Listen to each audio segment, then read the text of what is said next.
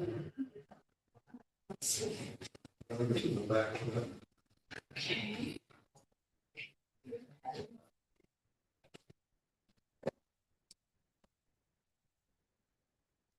I guess I can start. We don't have a quorum, I don't believe, so I don't think we can.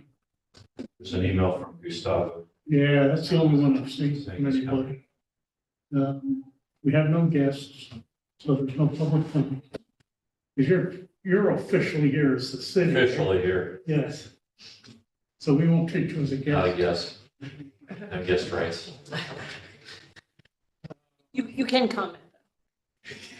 Do you get to comment? I will. Yeah, I think we'll kind of jump over the administrative section for right now because we don't have enough people here to do anything. So that puts John up first. Okay.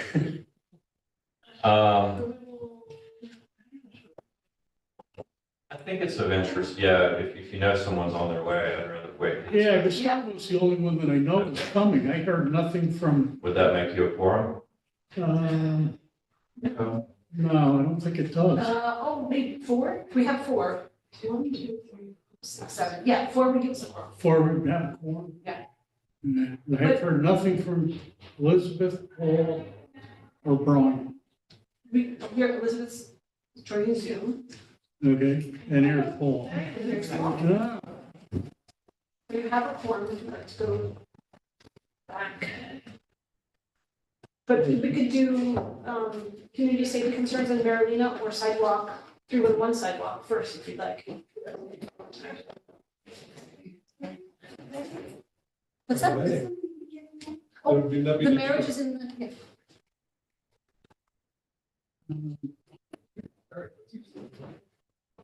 yeah. Is somebody supposed to be coming? Is somebody supposed to be coming from Maryland today? No, but they asked, and Rose asked before she stepped off, that it be on the agenda every time. So it's on the agenda. Yeah, I don't know if we've got anything to add to that. I mean, we're certainly well aware of it. We've got that request to the city, and I think they punted that to John regarding the school zones. I can tell you, we're going to be meeting with, school in the neighborhood. It was going to be on, River Day, semi-snow. Yes, or that was yesterday. We were going to meet yesterday. I've already, the snow was so Yeah, insignificant, I've already forgotten which day it was. But that meeting has been moved to, later this week. okay. In fact, I think on Friday, I think, well. there's a meeting with representatives of the Edison School. Okay, so it's 16th.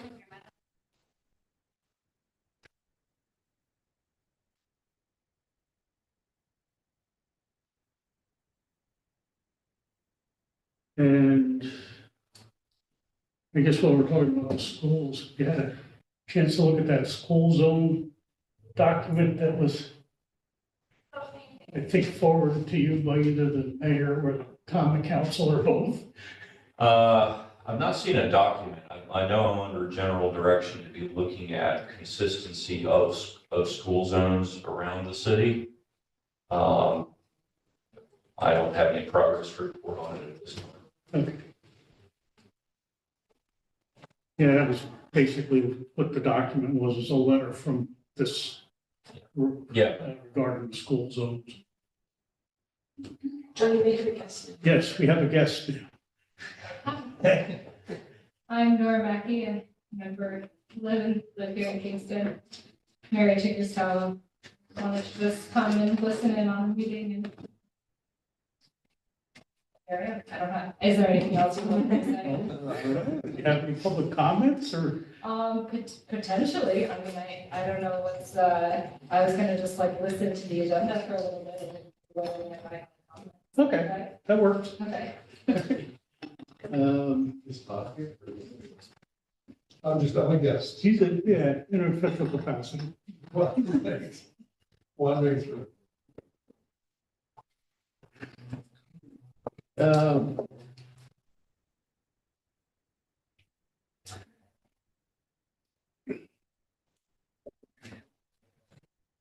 The only one really missing is Peronian.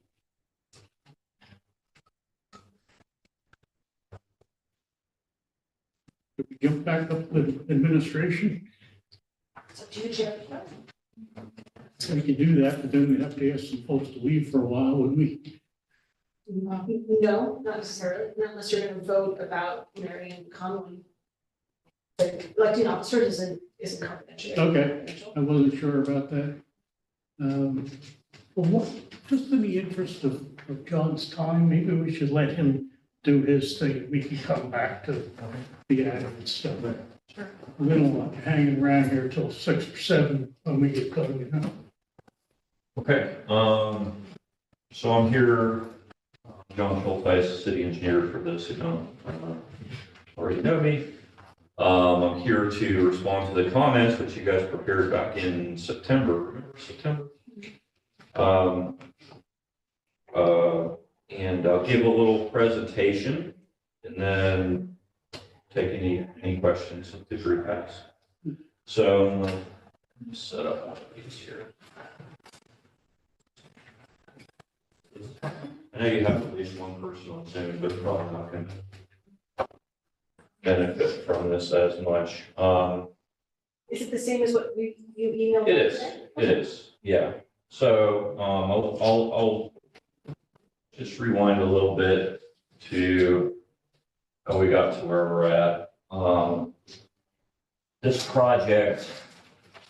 is a project on Clinton Avenue, from Albany Avenue to John Street, basically taking in the intersection of Clinton and Albany. Here, the intersection of Main Street, the intersection with West Road to John. So it's a relatively short project, only about 800 feet long, this project. Originally, we had wanted to do more, but funding is limited. We had also studied Schwenk Drive, and we're looking at a larger project on Schwenk Drive. What we're left with, though, is basically signage and striping improvements at the Plaza Fair Street Extension intersection, which I'll get into in a little more detail. So the project status, this grant was a DRI grant. I think it goes back to 2017 or 2018. We've been in design for a period of time. We attempted to bid the project about this time last year, but the bids were all rejected as too high. We rebid the project about 2 months ago, and this time we're able to award. So this project, with some revisions that this group and others have suggested, is going into construction. We expect to start in March or April. So we'll probably be issuing a notice to proceed, which is a kind of a formality to the contractor that lets them start ordering materials and so on. Obviously, it's still winter. They're not going to mobilize immediately, but as soon as the weather turns better, we expect this to mobilize.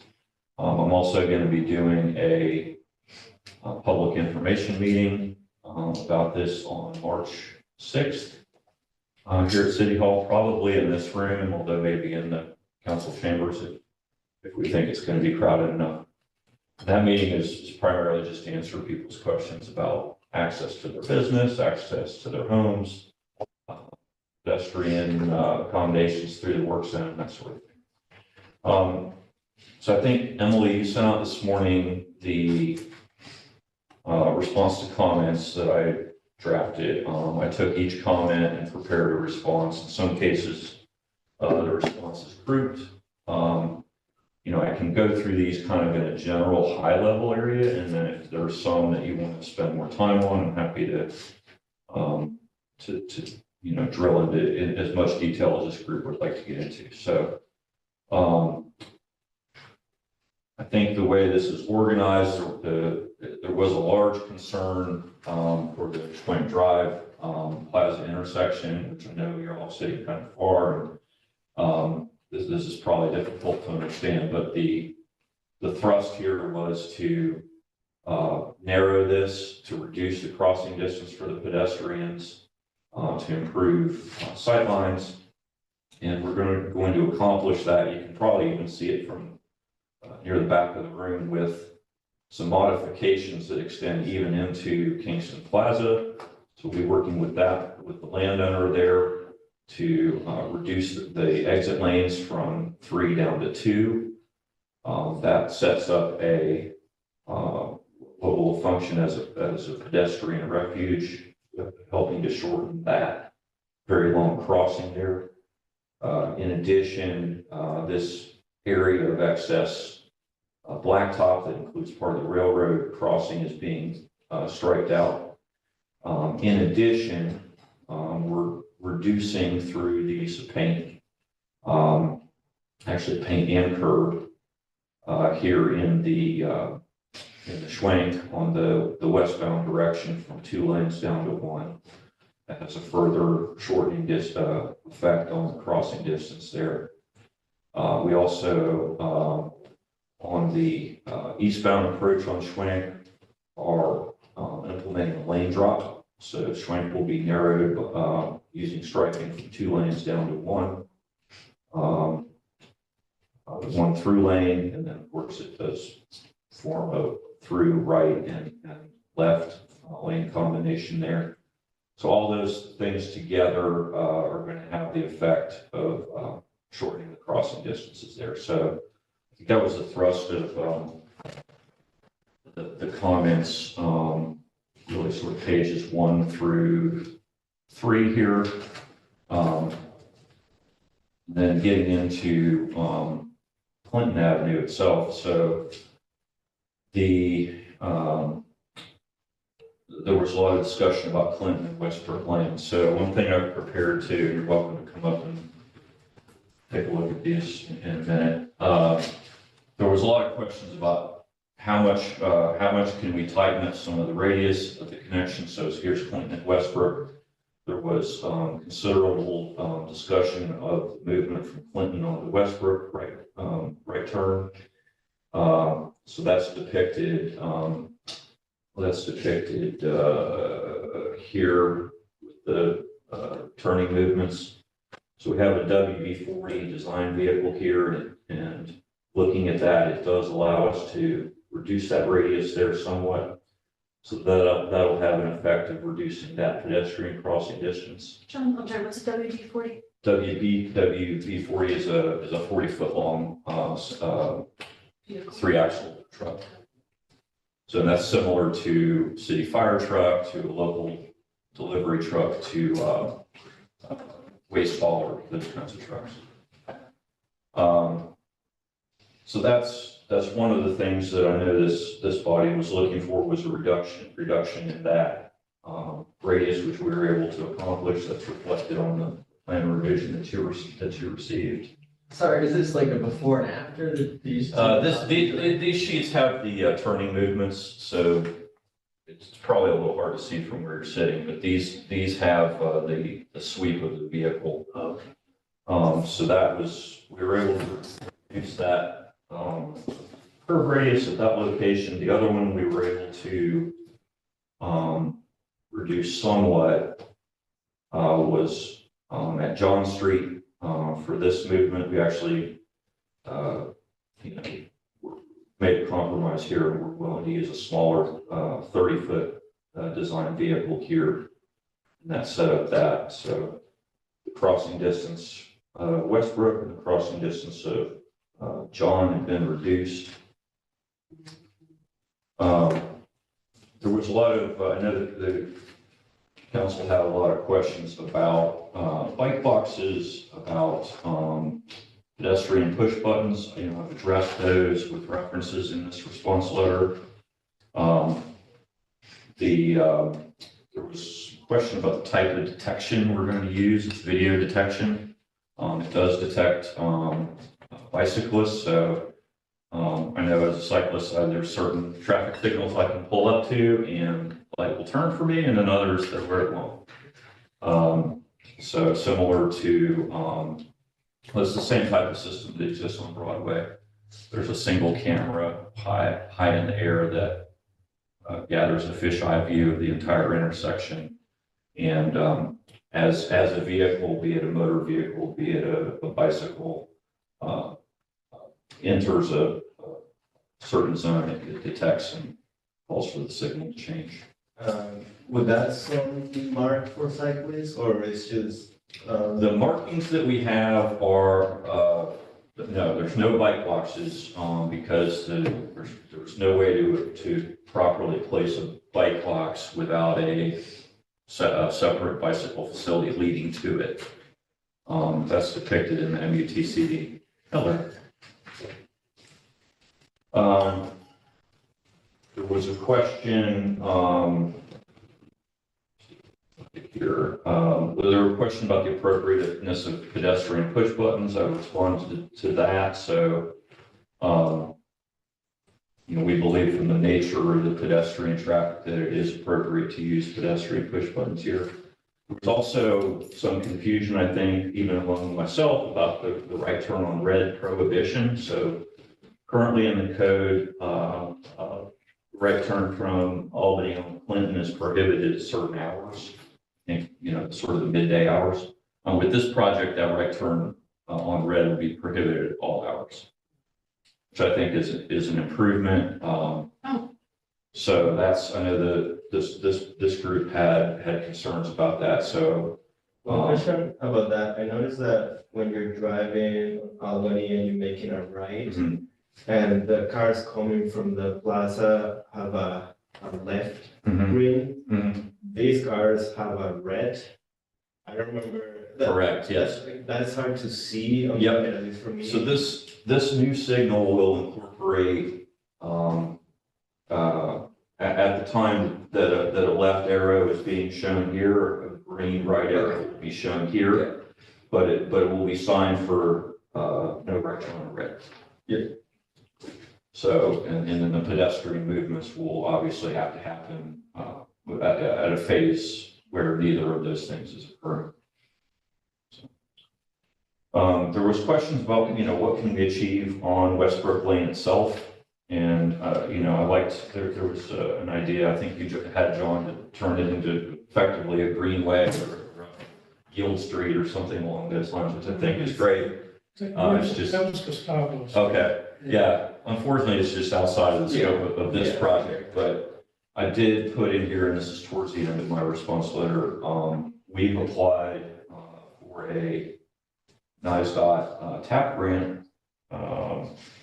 That application was due a few weeks ago, and Westbrook Lane is one of the components of that. So we're now in the waiting game stage on that grant to see if that's funded. I was gonna add sidewalks to both sides. Is that? Yes, that would be part of that. Lane reduction Yes. It'd be a full redesign on West. on West End, right? I know there were, the intersection of Main Street and Clinton has been discussed here. There was, so currently there's a stop sign in one direction, but not in the other. Box, is that what the sort of? Yeah, so that depicts the existing that would be removed. So the intention of this project is to provide help pedestrians go where they need to go easily, safely. I know there is a crosswalk here at uncontrolled location. We are eliminating that, so it's about 300 feet from there to control location here and a little less here, 250 feet, something like that. So that remains the proposal. One of the The ways that this project works, we have to provide sufficient, what's called LOS, level of service at these intersections. I think we've all driven through here at certain peak hours when it, Clinton's backing up to the roundabout. So this project eliminates that through effective detection and coordination of the two signals. But, it was, there's I think one of my responses mentions the 14. Yeah, this is, these pages aren't numbered, but it's, there's a reference in MUTCD about crossings at uncontrolled location, 14 items to be considered. So I reviewed that, and concluded that crossing at uncontrolled location should not be provided there. So one thing is it's uncontrolled because we're removing the stop sign. And beyond the pedestrian having to walk extra, I think like removing that stop sign will make from that traffic light to the other traffic light a very long stretch of road that cars are gonna gain a lot of speed. And having cars turning left into Main Street, that is, to me, is gonna create a really dangerous conflict because, a lot of the accidents happen in intersection and people are trying to blockade in if they can make a left or not. And those cars not having the stop sign, I think that to me is a point of concern beyond that crosswalk. Yeah.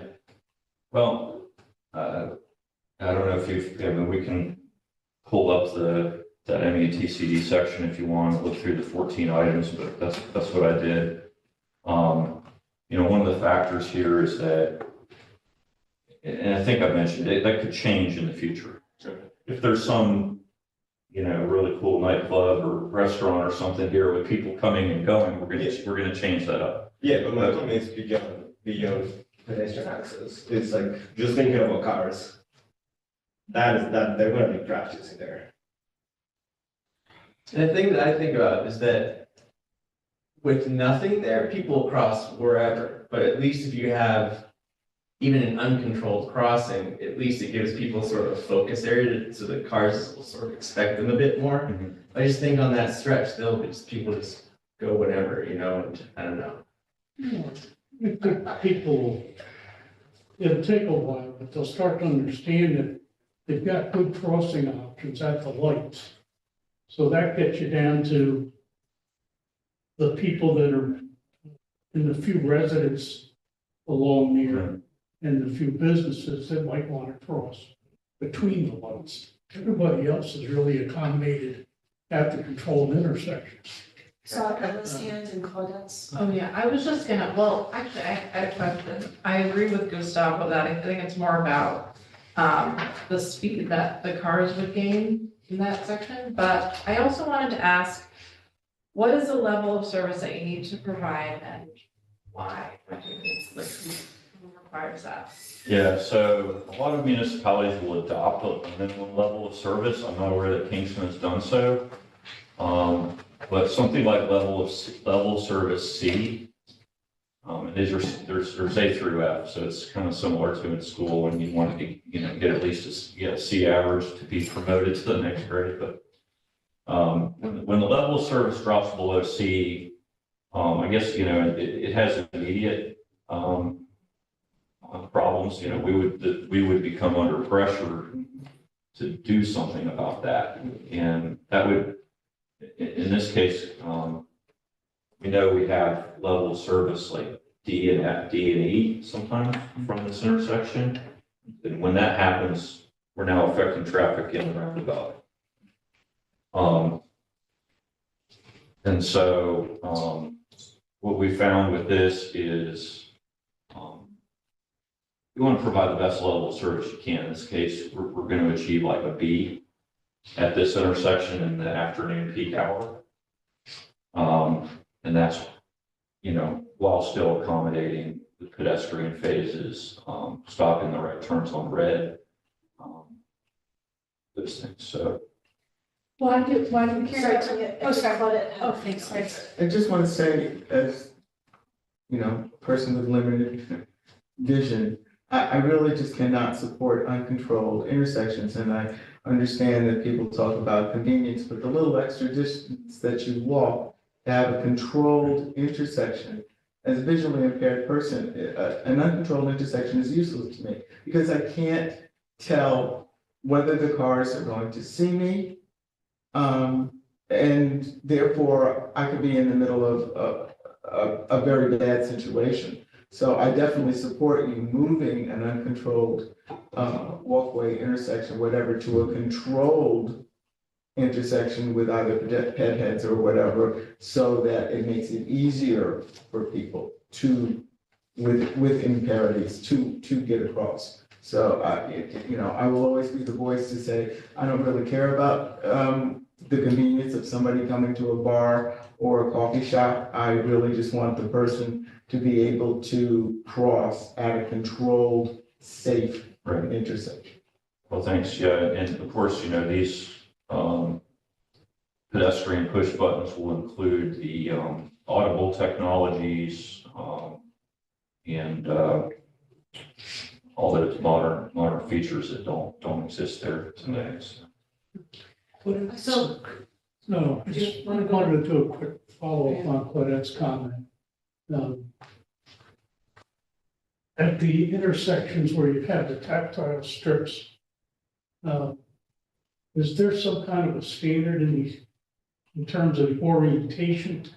I never understood how a blind person Right. could come up to a tactile strip that oriented, so it's like pointing you out into the middle of the intersection instead of Right. to the next curb. They aren't always lined up well in Kingston, that I can Yeah, say. well, that's what I'm seeing on some Yeah, of these. they aren't always well lined up, and not even just because you're blind, but even if you're in some kind of wheelchair or whatever, that sometimes, and I understand that many times it's the way the actual existing sidewalk is, but we could do a better job of aligning them so that they make sense. Is there an engineer? There is guidance on that, yes. There's these, this is kind of an example. So we have constraints, obviously, in some of these right of way and things like that. So this one here, and I feel bad pointing to something so small in a big room, but, this one is considered a little ambiguous in that, okay, if you have limited vision, it's not telling you, okay, that this way or this way. Whereas this one, I think, is the preferred method. I think the one at Maine is a Yeah. good example. We do these whenever know we that. can, yeah. Yeah. Yeah. In general, so, and actually, I think this one, because we were able to improve that, so this here, this organized, sorry, the, hoping as a result of that revision that we were able to convert this to a more,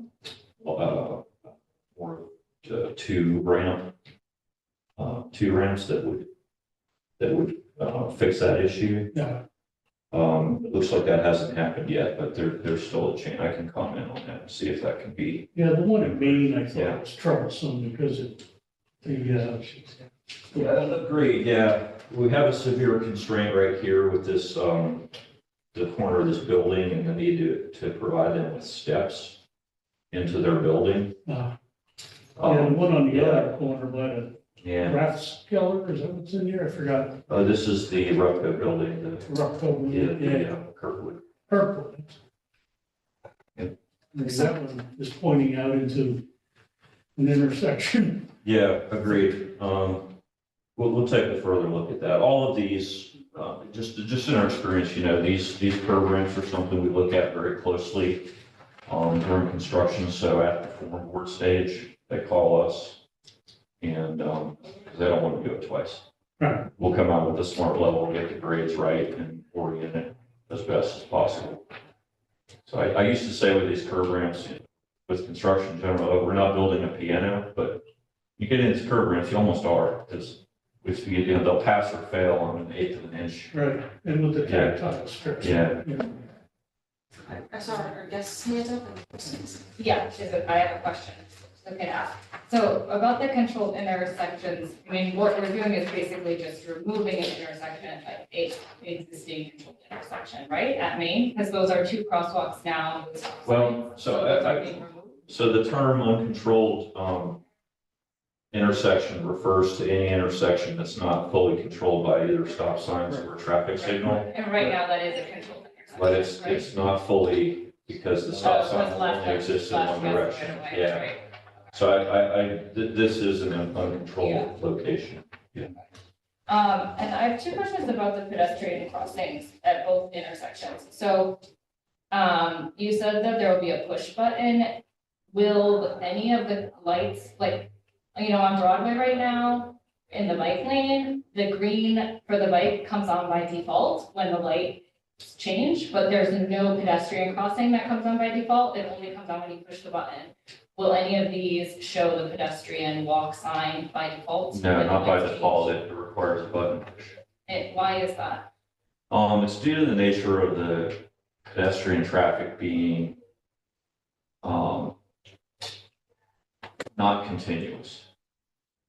I mean, it doesn't seem like it matters if there's a pedestrian or not, right? Like, doesn't matter? It does in that, it adds, if that were to happen, the LOS for the intersection would decline because the green intervals would be set for pedestrian crossing time on every cycle. So we have hydrogen signal, which increases pollution, if people stop. It's not necessary. How much time are you adding? But it's beyond that, like, you're saying that there's no contained pedestrian traffic, and to me, it is like a chicken and the egg problem. You're not gonna have pedestrian traffic until you have proper pedestrian facilities, and the best way to deal with pollution is having more pedestrians, not reducing cars idling for 5 seconds, 6 seconds. It's only a That's- certain period of time where there's any significant pedestrian traffic there. There's a Because it's lot of terrible. times in the evening and Yeah. overnight where there's no Yeah. pedestrians, so why hold up the cars? Yeah, but also like we're doing this, first of all, we have video cameras that can move that faster, but also we're doing so much only for rush hour traffic, which is like half an hour on a weekday, but then we're not doing anything for pedestrian, right? Like, there's not gonna be any traffic or cars stopping there on the weekend, right? Like, it's only for a rush hour thing, so to me, that reason is check. Yeah, I have a related question about that. So like, if it's only when you push the push button, then will pedestrians be prioritized in the light cycle when they push the button? Because right now, crossing there at Albany and Clinton, you wait for minutes. It is so long as a pedestrian to wait to cross there. We cross there all the time with our kid. It is unsafe and you wait forever. So like, if I'm going through the trouble to push a push button so that I can cross the street, am I then gonna have to wait for the full light cycle to go through? Or will you then let that pedestrian cross as soon as possible? No, it doesn't change the sequencing. So could arrive and push the button and get the thing in 3 seconds, or you might be waiting, I don't know, 30 to 60 seconds, depending. On the site. And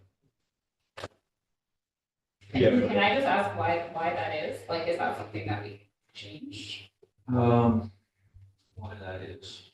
Well, I have the signal operating plan here, I'm trying to think on my feet about why that is.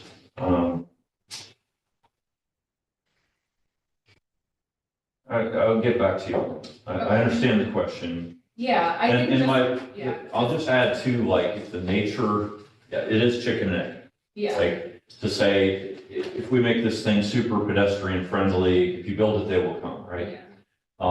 And then the demand would be there and nobody would be upset because there's pedestrians in almost every phase. So of course you, at that point, you could eliminate the push button, but we're not to that stage. So how do we get there? I think a happy medium might be if there's a way to like prioritize somebody when they push the button, Yeah. because I'm sure everyone here has seen it on Broadway right now. It works that way, right? You wait for the light cycle, people get tired of waiting, and so they run Yep. across the street. And then, nobody wins in that situation. Also, like, if you're going to the opposite corner, you might need to wait twice. So it's Yeah. not 60 seconds, it's basically like 2 minutes if you didn't cross on time to press for the next line.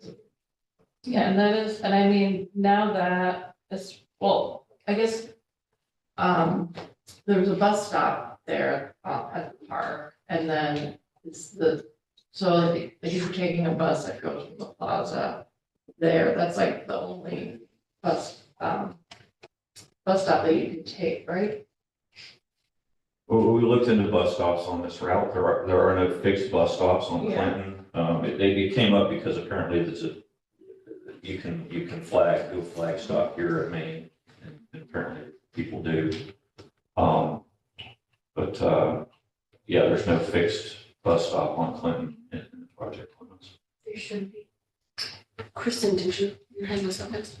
Yeah, I just had a comment about the Main Street intersection.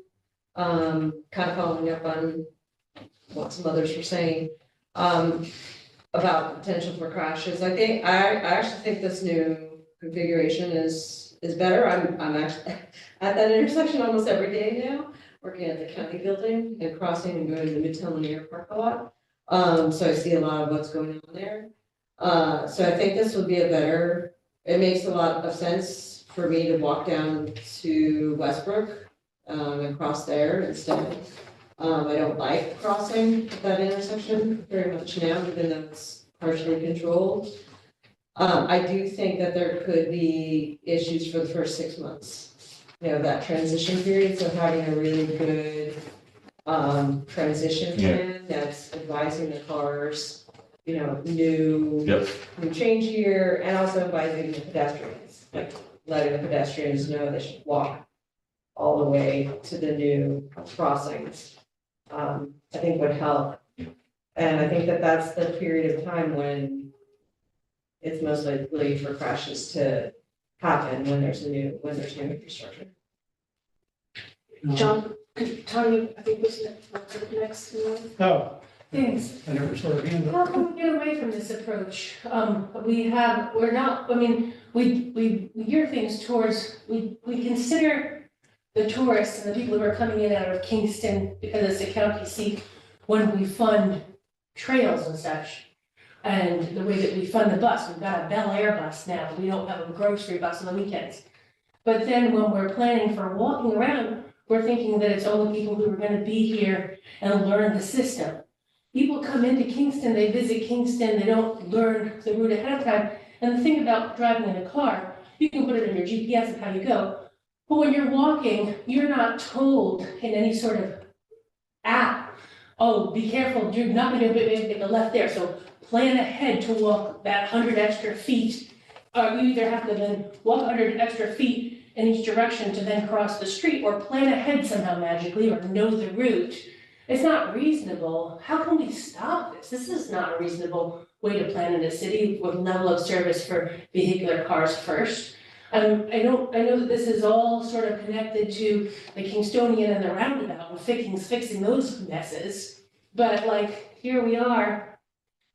Is this gonna continue to happen? Are we gonna continue to plan on just making the cars get through easily and making pedestrians wait forever until somehow magically we get more pedestrians? Like, how can we stop this? I'm not talking about this plan, because obviously, like, it's not gonna be let to be stopped. I mean, hopefully, I still hold out hope, but like, is the next plan going to also prioritize the cars? Is this gonna keep happening? Is this the policy?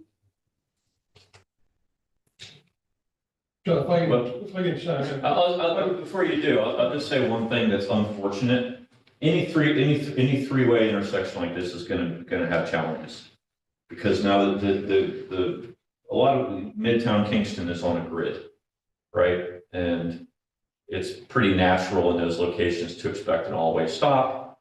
And if unfortunately, Clinton Avenue is serving a much larger volume of traffic than most other streets in Midtown or Uptown or downtown.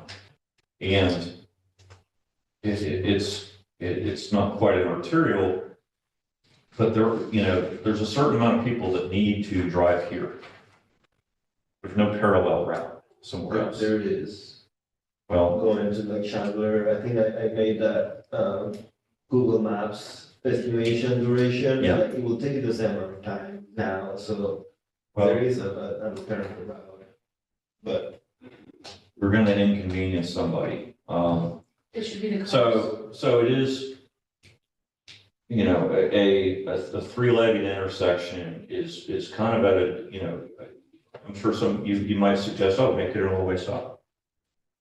You know, But and, really, a stop sign, it's a well, stop or sign. two-way in this case, because it is one-way street, but I you mean, can't, you know, you can't justify that when the cross street traffic, either A, doesn't exist because there's no fourth leg, or it is so minor. You know, that's been tried around Kingston, is the traffic control by stop sign. And that would absolutely fail here. No, but why not just put a stoplight there like you do at the next intersection as people walking between the county offices and up Yeah. to Kingston and the bus stop? Well, a pedestrian actuated signal. I would never argue for a pedestrian actuated signal. I would argue for an automatic pedestrian signal.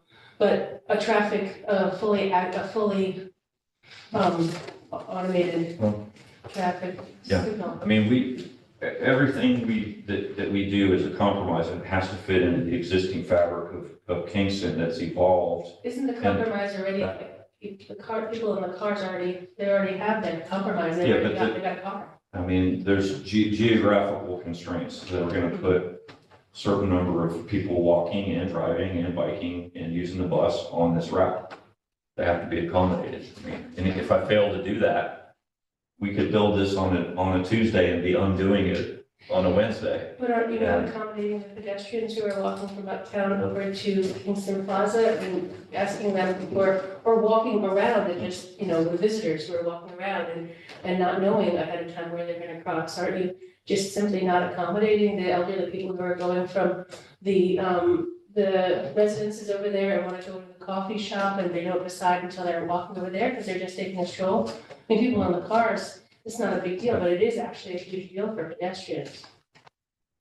So why put so much weight on a mode of transportation that is already by design of being a motor, already prioritized? I mean, equitability is what I'm talking about. Well, let me chime in. I think you're said it correctly, John. It's a compromise. And any of this stuff has to be a compromise. And it has to take into consideration all the users of the system. You have to remember, this system was designed, I was just looking at the firehouse, which was designed in 1908. Okay, that firehouse was built before there were cars, before there were trucks. It was horses and wagons. This intersection, this street system was built in the 1600s, before there was cars, before there was, you know, there were horses or people walking around. So it has evolved and will continue to evolve. I think this design accommodates pedestrians pretty well. Are you And I think arguing it's an that we should advantage. I'm accommodate? again, I'm sorry, I just wasn't clear enough understanding what you're saying. Are you saying that we need to compromise to accommodate the car because we the, need to compromise to accommodate all the users of the system. The people in the cars, the people walking, the people on bicycles, the people on motorcycles, the people with strollers, the people that are challenged with their mobility. but why? That's the part I don't Why understand. do you have to? It's the right thing to do. No, but why do you have to compromise the pedestrians and the You other have to folks for the compromise car? to do any of these projects. But why do you have to compromise the vulnerable Because it's users the for right the thing car? to do. wait, I mean, well, why? Wait, I think what she's trying to say that the compromise is heavily, like, it's more heavy on In her the opinion, I driver. understand she feels the compromise is more given by the pedestrians. I don't necessarily agree. I don't know if automobile operators would agree. It has to be a compromise. I think John's done a great job and his designers in making a step forward. I think we're stuck in a. Can I ask everyone to not interrupt each other? I want everyone to be able to say their thought. I just want to add one thing that I sort of think about the generators of pedestrian traffic here. And you were talking about senior citizens, I think that would be like from the Clinton Avenue apartments. There's the Rutco building, where there are several residents and employees there. There's the county building that generates a lot of pedestrian activity. Then there's people, tourists coming from uptown. The only folks that I see that might be inconvenienced by this are the people who are living at the corner of that intersection. If they wanted to go to the coffee shop, they'd have to walk a block down. What about people passing by or just walking around and not planning ahead? I mean, if they're not planning, if you're not planning ahead and you're coming from Main Street, which is where I come from a lot now, from the county building, I wanna go to the Midtown New York Park, or I wanna go down. All right, there's nowhere to go, there's no reason to cross there. Because the places you wanna go are at the other intersections. Well, If not you wanna coming go to from that Kingston street. Plaza from Main Street, you're gonna go, what I do now is I cross at Main Street and then I walk down to the Kingston Plaza intersection and go down. Now all I'm going to do is walk down Clinton Avenue and cross at Westbrook Lane. Yeah, but you're talking about. And there's the no one difference coming in from- distance. You're talking about coming from the one street that intersects it. I'm talking about like coming from the Governor Clinton and going uptown, going to the coffee shop, or coming from the bus If you're stop. coming from the Governor Clinton, you cross at Clinton Avenue. That's what I mean by and you planning, walk- plan ahead, yeah. If you're making people have to plan ahead of what they're gonna do. They're not gonna be compelled to continue to walk around and they're gonna have to, it's onerous. Yeah, the majority of I folks. think we kind of beat that to death. Yeah. John, I had one thing I wanted to ask you about. Is there going to be an additional street light at this corner? Which corner is that? It's Westbrook coming up onto Clinton. The reason I bring that up is because twice I was nearly run down for people coming up the street. Yeah. It's very dark on that Okay. end of the crosswalk. And it would be very helpful to have another light there. Right. And this was after the new streetlights were. Yeah. You got the whole plans up there?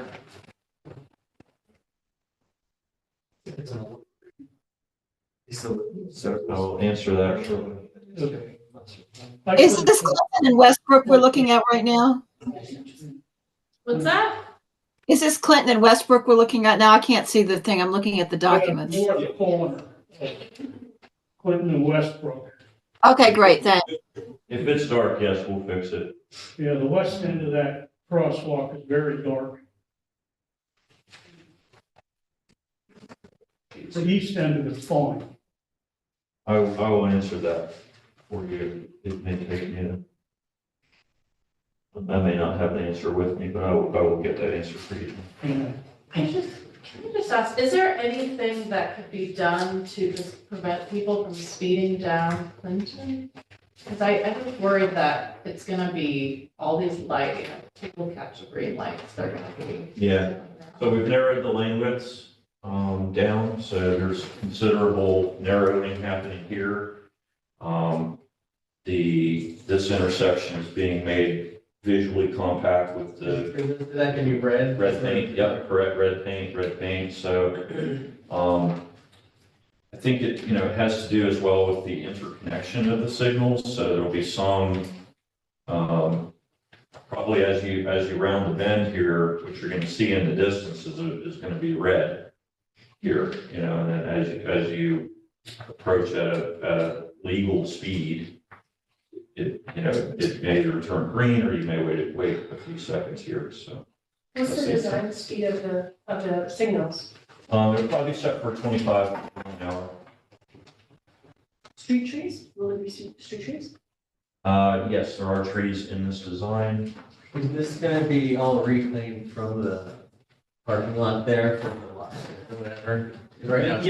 Yeah, right now the locksmith has like one big curb cut. Yeah. Yeah, we're gonna channelize them down to, I think this is down to two smaller curb cuts. And everywhere this, the sidewalk crosses a driveway, that sidewalk will be, made continuous, through, so it's the driveway having to come up to meet the sidewalk, not the sidewalk changing grade to meet the driveway. Then I think like the design, the original design said something else. Is that gonna be updated? The what now? The sidewalk, like when the sidewalk met the. Yeah, the one we're still, yeah, there's a detail in the plans which I could, point to as well. But that's if you go up and down Henry Street or Franklin Street, or Broadway, you'll understand that the sidewalk is continuous through. The one we're still having a little trouble with is the entrance to the Governor Clinton here. So because of some turning movements here, as well as effectively this functions as a signalized street, signal control movement into the Governor Clinton. This may have a different design, but we're still hammering that detail out. Can I, hey, John, have you, for any of these, in terms of sort of slowing down speed, have you considered the raising of the crosswalks, so the sort of speed hump? So that the crosswalk is at the same level as the sidewalk, was that considered? No, it wasn't. A lot of that would exceed the scope that we're after here. And what we find with this raised intersections or speed tables is really they control people to about 25 anyway. It's not going to get you down to a 15 or 20 mile an hour speed typically. Is the, where you're narrowing the lanes? Yeah. There on, there's no like dedicated bike lane there on Clinton though, right? Is there a shoulder? Like, what does the space look like? No, so we're going with 11-foot lanes with the Sharrow in the center, would be the classical combination. Well, I want to stop it, but Chair, we are at 5 o'clock, so we've been, just to give you a time check, because I don't know. Yeah, no, I was gonna say something, but I think it's right, like the showers are gonna be in the center of the lane. correct, yes. I'm insistent on that. I made them reduce the ones on Franklin Street because they painted them wrong.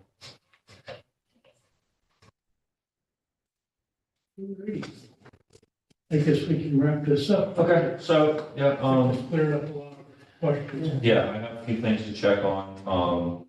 I think there was a couple good questions about how a continuous ped cycle on every cycle rather than push buttons would affect things. I can get an answer on that to you.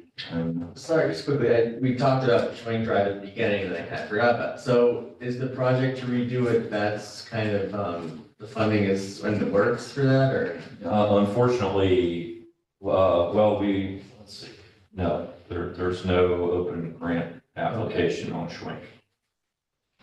So what you see here is what we're able to accomplish within current budget limits. Is Westbrook owned, that's owned by Kingston Plaza or is it like? It's shared? a city street. It has been for maybe 20 years now. Before that, it was more of a driveway owned by the plaza. And that's a tough grant for that, or Yep. Yep. All right, well, thanks.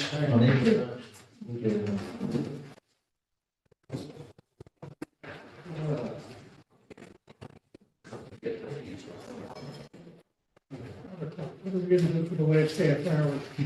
Probably both on the sidewalk. Yeah, we probably should, and anybody opposed to shifting actions and the procedure document will put our next meeting. Everybody's okay with that? All right. We'll do that, and we'll get the white paper discussion in here so that we can vote on that and hopefully pass it along to the mayor.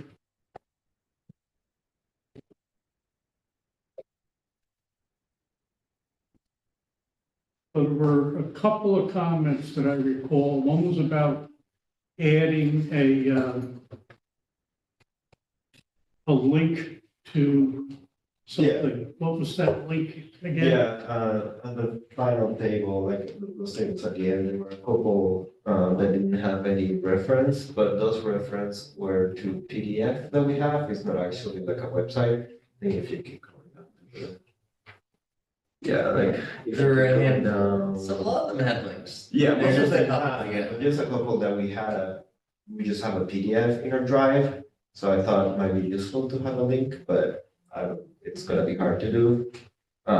But I think that makes a good, I don't remember how big those documents were. Is that something we could just have as an appendix? I think it might be a little cumbersome, it's already kind of big, and I thought linking to our drive in the document would be very helpful, just because if we're giving it to the mayor, we'll be able to look at it anyway, possibly, so. There's these things, is that what you're? yeah, that's like some of those, if you keep going down, or, I guess. It looks like they're more down below. But wait, there's more. For example, like Socrates doesn't have one, so like, there is a PDF in our thing, it's just like anyway. Something that. Just like from the Freeman or something like that, right? I think I heard that. You could try to find the Freeman, No, we have it in Oh, our you have drive, we have it in our drive. but I guess I mean, like, you could try to find the original link. I think some of those are like posted by like the town or like city of Socrates or like, they're not like websites, Yeah. so. Yeah. When I saw that page, when I made that comment, I didn't know about that, so I think it's fine. The other link I added, and just tweak the language there, so that's it. And I added the link that we found, with the Ithaca, yeah. Yes, I'll hear about this later. Oh. So. I hope. Yeah.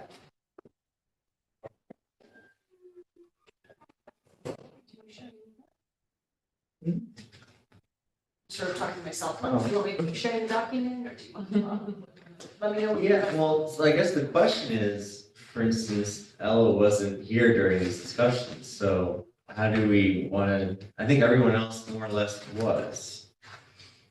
So I guess you have any questions, or do you want us to sort of, do you want me to walk through it? Have you reviewed it? I don't know. I feel like I reviewed it like a little while ago. It's probably changed Yeah. a bit, yeah. So I'm really not up to date, but, It's been quite a while since any real edits were made to It was reworked a little bit, I think, but. Yeah, The honestly, gist I of it. haven't reviewed since our last meeting. Yeah. If you guys, I think, Brian and I sort of said, okay. Yeah. Here's the baby, now you get to birth it. Yeah, Emily made a few edits for us last month or 2 months ago, whatever it was. Very few. Yeah, again, the gist of it hasn't changed much. Yeah. Paul's the one who accepted all of the edits that were in there since the last meeting. Yeah. I think the main sort of, thought of, or not thought, or sort of thrust of this is that it's a policy recommendation, it's not a plan. And that's something that I think that we got caught up in a lot in many of our discussions. And the policy recommendation is sidewalk improvement district. We think this, if the council votes for it, we think this would be worth a try with the city of Kingston. And then if not, here's a list of other policies or programs that the city could try. And we got a little bit caught up in kind of perfecting the sidewalk improvement district, like figuring out all the details of it. And then at a certain point, Brian Slack said, you know what, actually, this is like for the city to do or for a consultant to do, to really figure out all the details of it if the city wants to move forward. Yeah. But if, at this point, it's moving it forward to the mayor as a policy recommendation, and then who knows, maybe he or the common council won't want to move forward with it, so why figure out all the details if it's not something that the city's gonna. Basically, the idea of the sidewalk improvement district was taken from some other cities that have successfully implemented it, like Ithaca.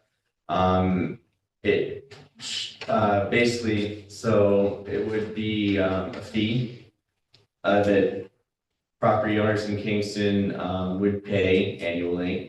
That would go into a fund that would then be used to rehab or build a certain mileage of sidewalks per year over a cycle that would then repeat once it was completed. So basically, it's, everyone's sort of paying into this big fund, and then and that's kind of just it, right? Is there any sort of details that I should add? I just thought, I don't know if Ella's sort of That familiar. sounds more like a plan. Yeah, I was kind of familiar with it. Yeah, Okay. yeah, but that sounds more like a plan and not the overall policy, if I'm understanding this. Okay, That, Well, no, that's the policy, that's what a sidewalk improvement district. Yeah. Yeah, that's the It's- revenue side. right. I don't know how many years it takes and that. Well, so that's the stuff that's gonna be figured out later by these consultants. right, Or not consultant staff, or I don't know. Okay. we're saying as a policy, we want a sidewalk improvement plan. Citywide sidewalk. Citywide, Some cities do citywide. them for Right, neighborhoods. right, This and is this is citywide. an example of how some cities do it, but we're not saying this is the way Kingston has to do it. Is that what, I just Well, want, I thought we were recommending a citywide sidewalk improvement district. That was, we are recommending Yeah. that, but are we recommending the mechanism to make it happen? That's. well, we said the fee. Yeah, we're not recommending, we wouldn't, or you, sorry, I'm not on the council, just to be clear, I will be voting. But so you won't be recommending the specifics of, okay, this is exactly how much folks will be charged Right. per year. These are the streets that will be fixed first, Right. the priority, all of that, you're not recommending that at this point, it's just recommending that There be a move forward citywide. with the sidewalk. This, Improvement correct, district. this. Okay, all right, that's, And it that's was it. getting confused. Yeah, we put in some details Yeah, in the that- yeah, document, but yeah. they're basically just our thoughts on how it could possibly work, and it's really up to the mayor and the Right, common okay. council and whoever else down the road. But And the- in some way, since you have some of those details in there, don't take them out because they'll be considered. Yeah, I don't think we were planning on. We're using that as an example of how the policy would work, but just to me, the streamline of the whole thing is we are recommending a citywide sidewalk improvement plan. Yeah, it's basically taking, so the way it works right now is, it's the responsibility of the property owner to maintain their sidewalks, and, enforcement is on the city. And they don't. There's no enforcement, exactly, so, the thinking is that basically the city would then take over responsibility for the sidewalks.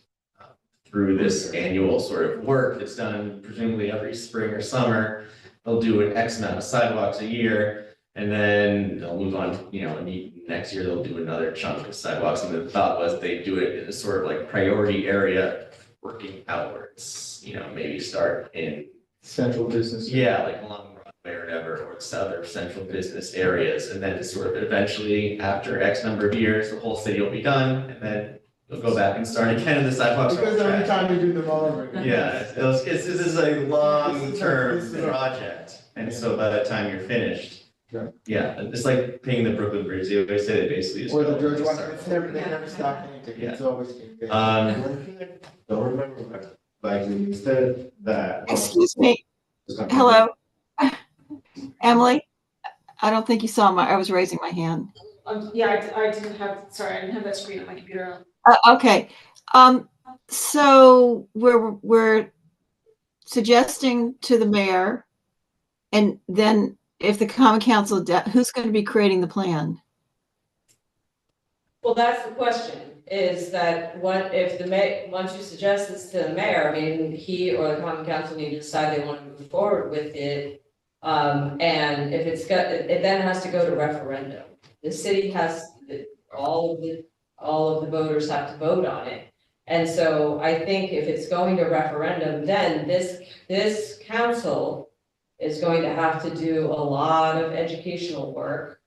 And that's why I said in the last meeting, the sidewalk task force meeting, that like folks here need to be bought in. Because if you're not, then, and I don't mean this in a way of like maybe how Gustavo, maybe you wrote an email about this, how you might have taken it, that, I'm saying that from a place of like, it's gotta be a team effort. Because you can see the discussion that we have had here in this group and how difficult it's been to be able to work through it. that's gonna be amplified 10 times out in the community. Well, I think of it how when you, go ahead. So I think the question is, if the mayor wants to move forward, and the common council wants to move forward, then, you know, I think that they have got to think about, do we hire consultants to make this plan? Do we assign staff members to figure out this, Kristen, or? you said it wasn't a plan. You said it's a policy. That's been my problem with this all along. We keep saying it's a policy, but who's creating the plan? That's what I'm saying right now. We're, at this point, it's a recommendation for a policy. And if it's going forward to referendum, then I would recommend that the city create a more substantial plan to put forward to the voters. Okay, that I haven't heard that until today. That is what's been my problem with this all along. We have to say to him, here is a suggested plan, or who is going to be doing it? Recommend who's going to do it. If we just say, okay, here's the policy, who's going to take charge of creating the plan to present to the voters? We can't just vote on a referendum can't be just on a policy. So who's going to do that plan, and are we going to see it as this council? Well, of course we would, because we'd be intimately, the council, not we, you. You would be intimately involved because you are the Complete Streets Advisory Council. But at this point, it's recommending a policy to create a plan. And have we seen that plan? No, we don't have No, a plan the yet. plan needs to be created. Yeah, that's further down the road. I think that Okay, y'all, this is January, this is February, and if the referendum is in October or September, that's not a lot of months to create a plan. It'll and be do a an- lot further. You're right, we might not make it this time Yeah. around, it might be the next November. Okay, I'm just saying, I'm very good at this kind of planning stuff, and so that's been my main problem with this whole thing. This is let's make a recommendation, and the mayor could say thank you and put it on a shelf, and then we never. Exactly right. Yep. So I thought that we were going to come up with a suggested plan or A and B options, but obviously we don't have time to do that now.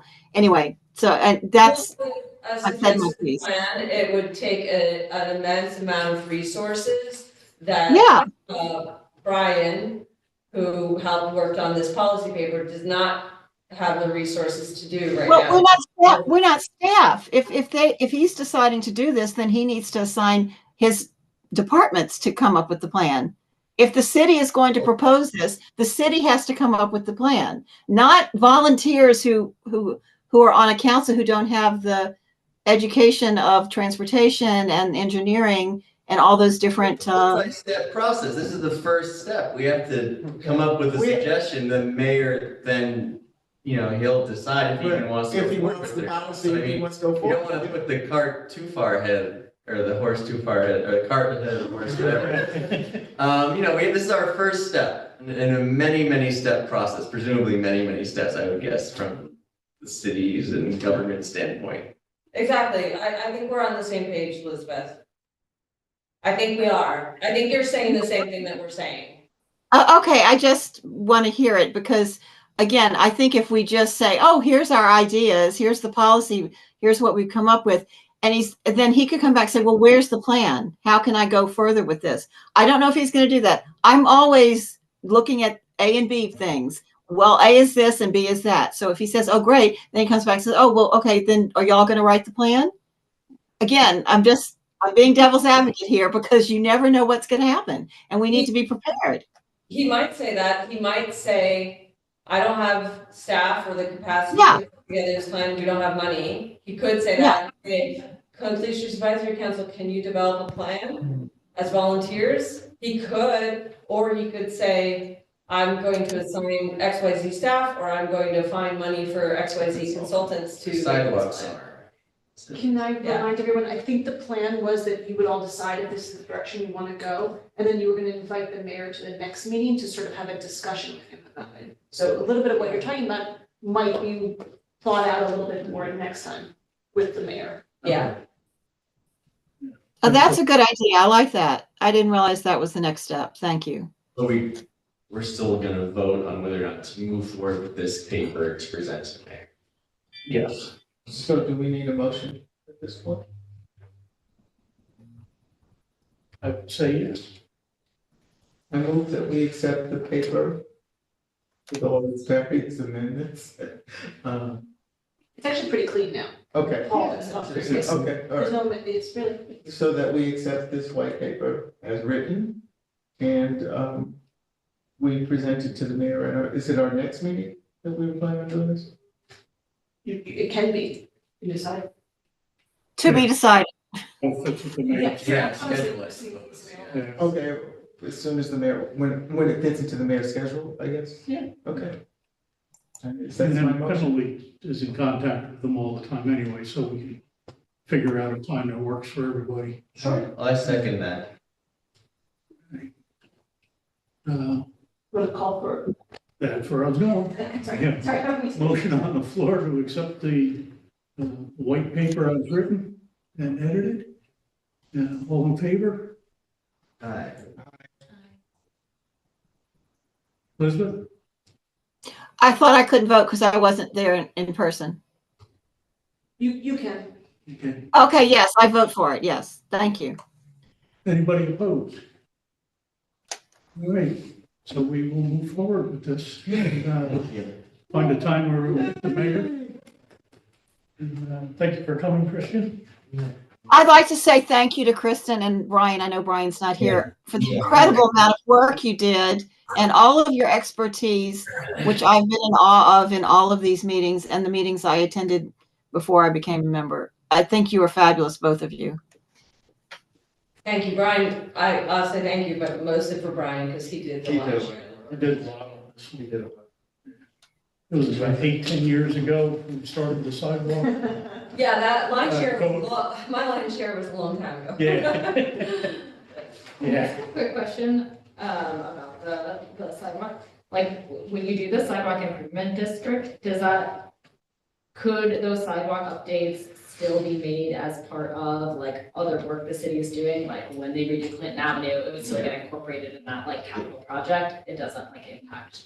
The hope was that to basically be able to, you'd have your X amount of money from the fee, Yeah. and then you'd be able to You put can grants add on top of that and make the sidewalks, do more sidewalks per year.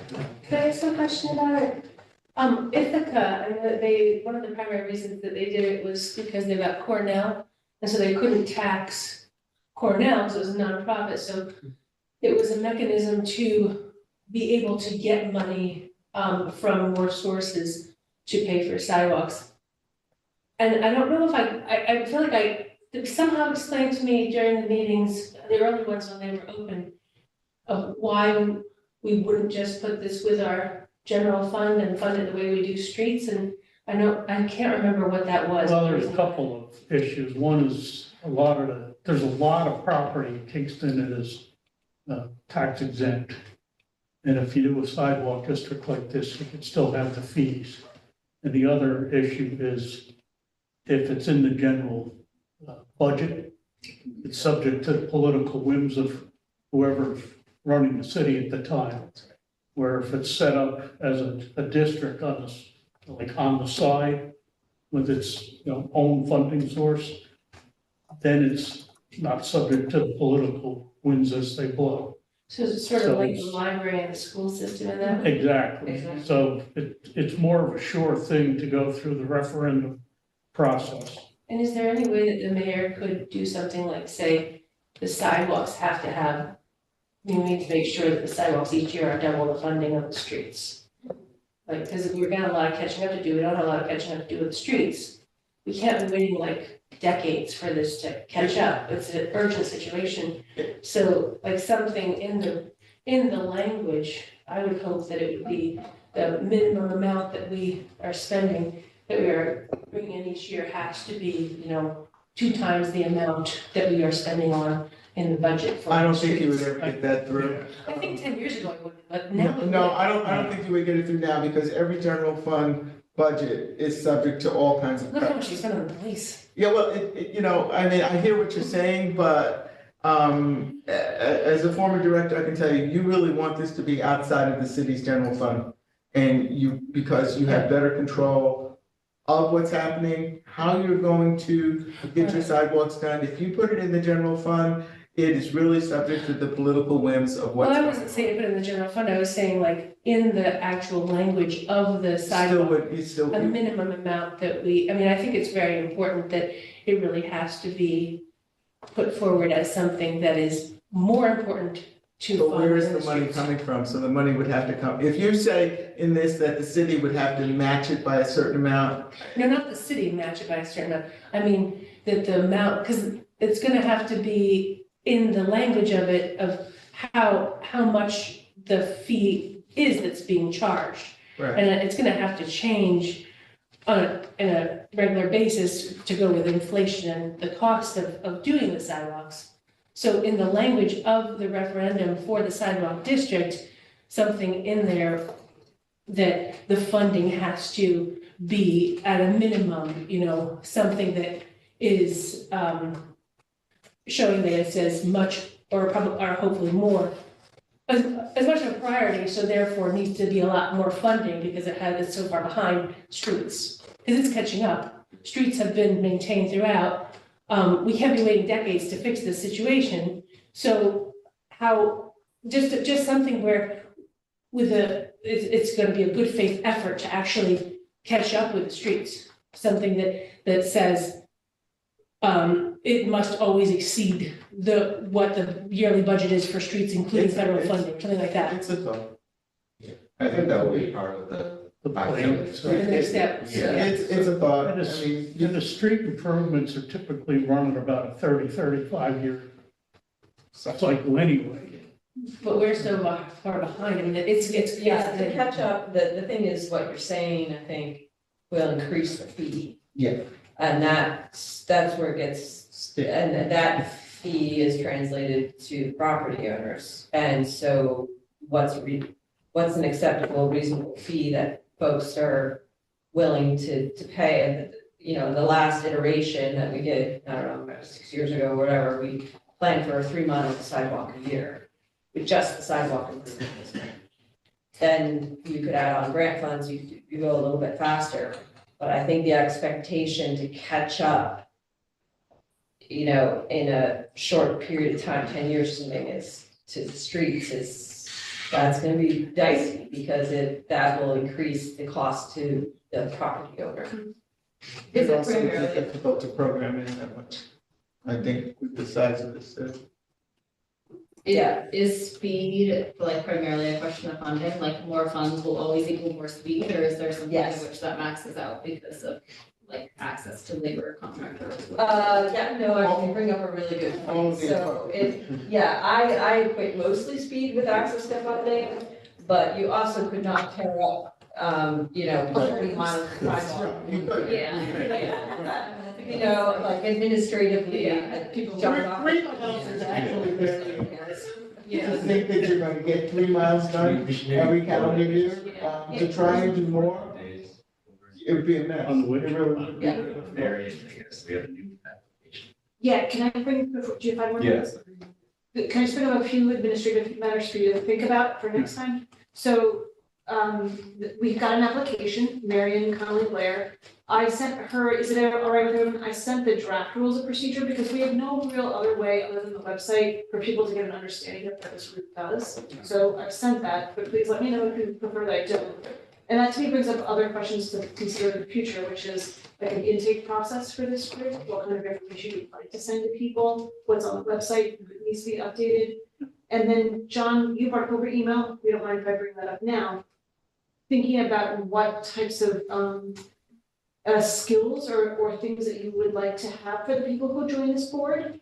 So if you wanted to have a discussion, either, you of course are welcome to vote on this person right now, and I can send you her application. Or you could also think about, we really need someone with this type of expertise. So we could say, if Brian is gonna step away from this board, you're gonna lose a lot of knowledge there. So you might wanna think about what categories of skills you'd like to invite people into. We've lost a lot of our. Not yet, not yet, sorry to scare you all. Yeah. No, but he has clearly said in his emails with the sidewalk task force that he was sort of done with that work. And then I did get the impression that by the December, he was gonna step off this board. And part of it is because other complete streets councils in the county would love his attention, and he's given a lot to Kingston. And as the county transportation, he's given things a lot. Yeah, with Brian, you know, pretty much definitely leaving us, we've lost all of our professional members. We had, Well, I honestly, I didn't know if Brian was thinking of leaving, I guess I missed that note. I think that's public, I mean. I think that was my read on it, that Yeah, no, I just missed the note. Yeah. But you have some time, but it's just to think about it a little bit, you know, other community voices that aren't being represented here. So, you know, there's a few things. yeah, to who think can we recruit? Well, there's also a number of openings also, right? Maybe Brian has an idea of somebody. That's a great, Yeah, How many openings are there? I didn't bring my We have binder. 7 total. I think you might have 9 seats, but I think there's 9 seats. does that sound right, everybody? Yeah, So, yeah, so you've got open seats, so, you know, yeah. you could accept this person also, I'm not pushing you. Right, well, we hadn't seen her application, have we? No, I haven't, yeah, I didn't, because I invited her to come tonight and she wasn't gonna make it, and I think I sort of forgot to send it to you. So I can do that. Wait till then. Yeah, I mean, think about who you know who, you know, has some kind of, you know, I'll just call it professional background that could bring their skills to the group. Because over all the years I've been on it, we've had, you know, grant writers and planners and state DOT engineers and, you know, other folks like that that could, and, you know, public works directors who, you know, bring their experience to the table. And I think we all understand that there are issues, you know, sidewalk issues, speed issues, you know, we all get that. But how can we come up with solutions? And we need some guidance from the professionals. I mean, we've come a long ways in the past year or so, just in our own knowledge. Because you guys have been digging things up and sharing them. So we've all raised, you know, our level of knowledge and got better ideas, new ideas. We've seen things that have come up the pipe and didn't play out the way we thought they might, like the Sharrows. I mean, God, I remember when we tried to get Sharrows in Kingston, that was a radical thing. And that was gonna be this great thing. But over time, you know, on a national basis, it hasn't proven to be that effective. It's still an emergent science. You know, we don't have, you know, one cookie cutter, we can go like this and fix all the problems. And especially in an old city like this. One expertise I think would be nice to have that we haven't had, I think, across the board, on transportation plans at the county level, is, and I don't know if anybody knows anybody, but somebody who knows about the future of transportation in the sense of like AI, the self-driving cars, electric bikes, like, and even beyond that, somebody who might know about mopeds, or I just think there are a lot of new things that are, and we're kind of confronted with that, right? We have all these different kind of vehicles showing up on our streets, you know, that you can just buy at Walmart or wherever. And I think that's an area where I feel deficient, that there's a future of transportation that I don't know that we think about very much. I don't know if anybody's thinking about what self-driving cars would have an impact on a lot of things. That's a very good point. I mean, people are out there thinking about it, but it's just not something that I think our council would really. So if anybody knows anybody who's, you know, in the tech world or. Oh, I mean, I'm in that world, I have a master's of computer vision and promoting, so Yeah, I can provide a way of that, but, yeah. Because there's things that were kind of fads, like the electric scooters. I mean, that was a big thing, and now that whole That whole notion seems to be collapsing. It's still popular in some of the college towns, but in other areas, it's just, it's collapsed. Vendors are just scrapping the bikes and the scooters. You mean like the sharing? Yeah. Yeah. I don't know if you all know, Bob has we have that draft shared legislation. I saw that. He asked me to try to get feedback on that, and I did get a response from one vendor, so one vendor's still in business.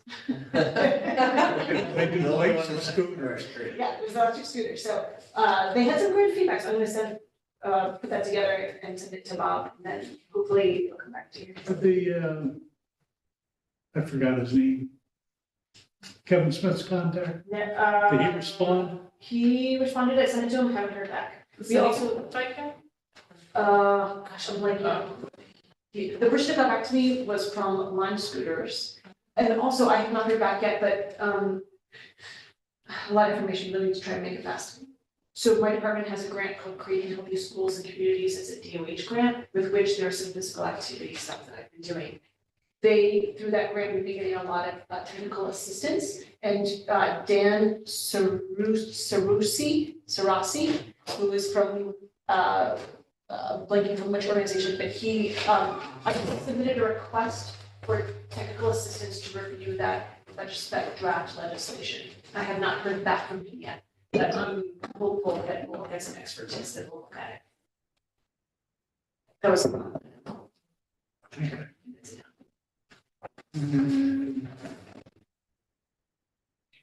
Yeah, personal protection thing, we can push that off to Yeah.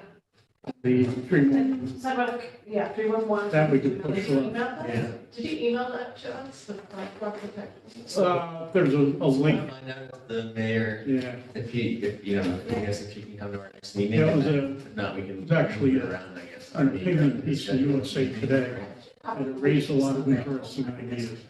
I thought You maybe able to that come?